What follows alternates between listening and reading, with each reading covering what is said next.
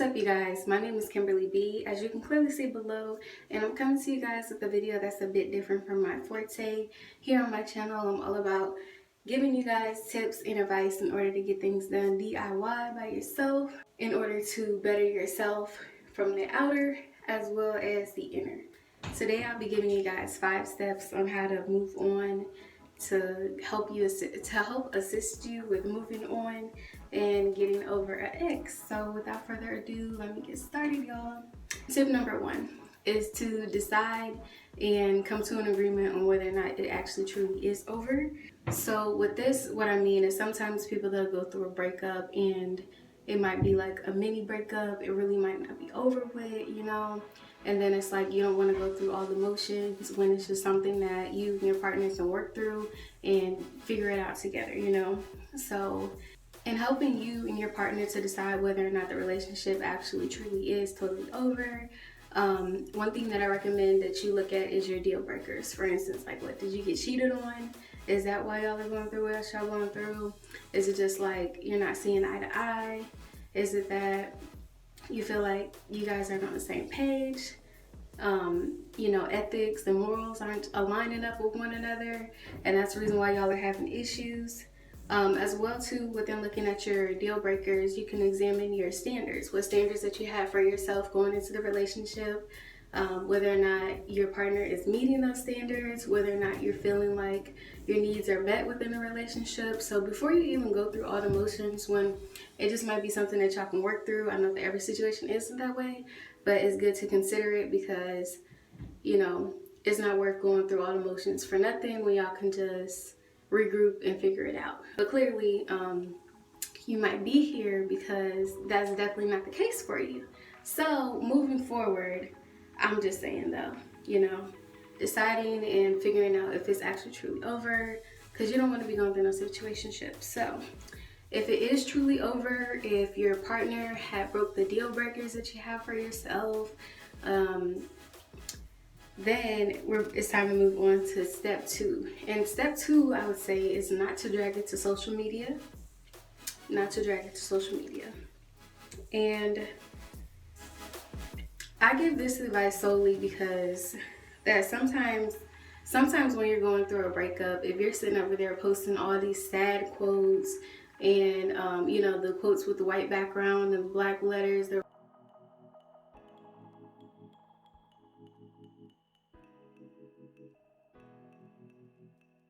you're really giving fuel and power to the other person to go through all the motions, and basically everybody's gonna be in your business as well too, like, you know, and as well too is just exuding negativity out into this already toxic internet half of the time, okay?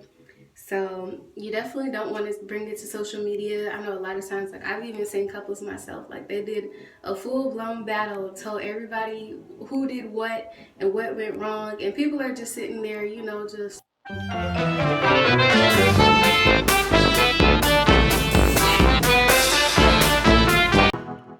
eating our popcorn, watching the situation go down. And a lot of people, they're not really there to give you any advice. You guys as a couple, you know, like, they're not there for that. You know, they're just really just watching the shit show, and you're out here making the other person look bad, making yourself look bad, and it's just not a good situation. So step 2, you don't want to go to the internet and dish out whatever is going on between y'all, who did what, etc. And then as well too, going back to step 1, half of the time people literally end up back in a relationship after they then went to the internet and they didn't, like, expose each other.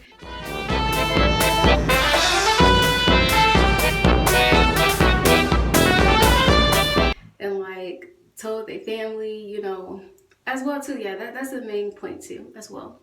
Sometimes it's like you can forgive a person, but your friends, your best friend, your grandma, your mom, especially your mom, you know, your daddy, like, they're not gonna forgive somebody for what somebody did, okay? So that's as well why you wanna, like, kind of, to an extent, keep it to yourself, and then especially, like, to strangers on the internet, it's not their business, you know? And as well too, talking about the internet, one thing you don't wanna do while you're going through your breakup and figuring out how to move on is to compare yourself to others and compare yourself to others' relationships, because you don't know what it took for people to get where they're at. And then as well too, like, all it's gonna do is just make you feel bad, you know? So don't spend your time comparing yourself and your relationship or your life status to anybody out there in the internet, you know?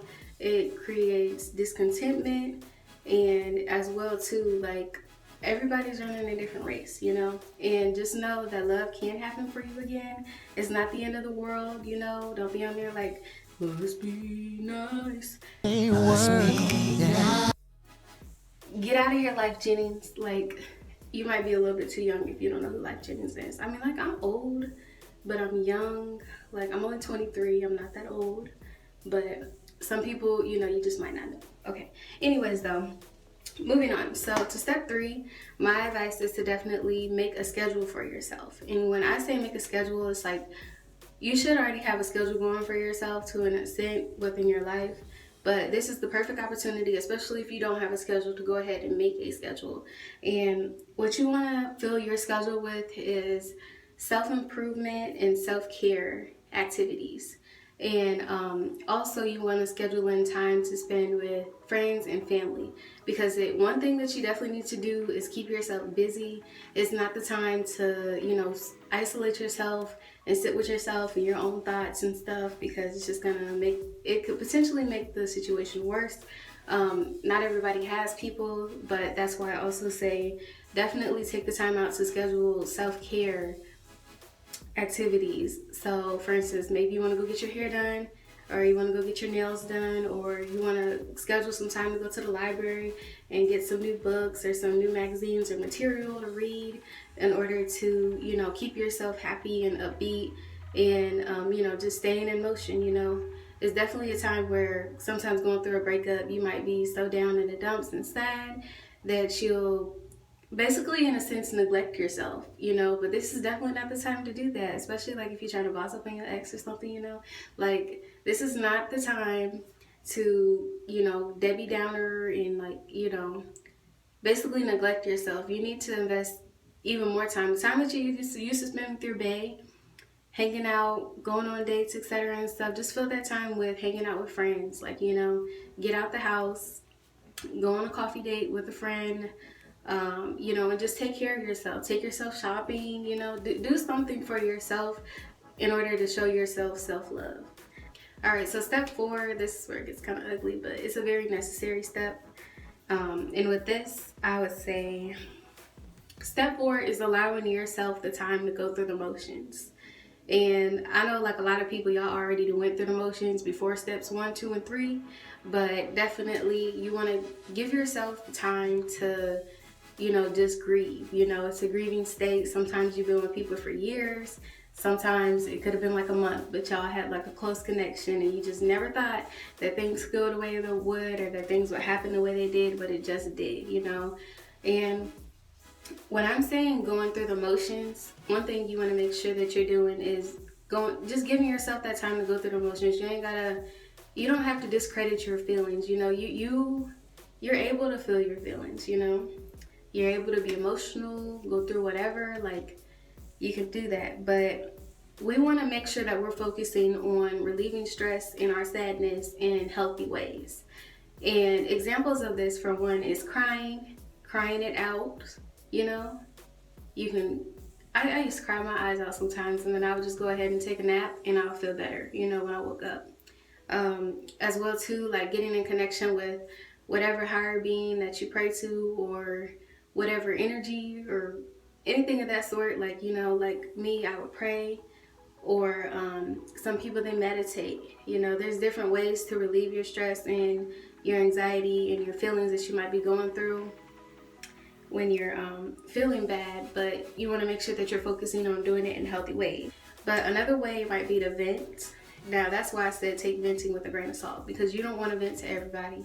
Everybody is not, like, everybody doesn't deserve to hear your story, you know. They don't deserve that access to such personal information about you, you know, because you don't want to end up venting to the wrong person, and then it's like, oh, like, somebody's telling your business, or like, you know, you just gotta be strategic about it, okay? Don't be out here just venting to anybody and everybody, okay? So with this, it's like maybe like a close best friend if y'all have that type of relationship, or a family member if you have like a sister. Like you want to be careful with that too, because like I said, your friend might forgive him when honestly your friend ain't gonna forgive him. You know, like a lot of times our friends be seeing right through the bullshit that people be doing. You know, so you got to be strategic with who you are venting to.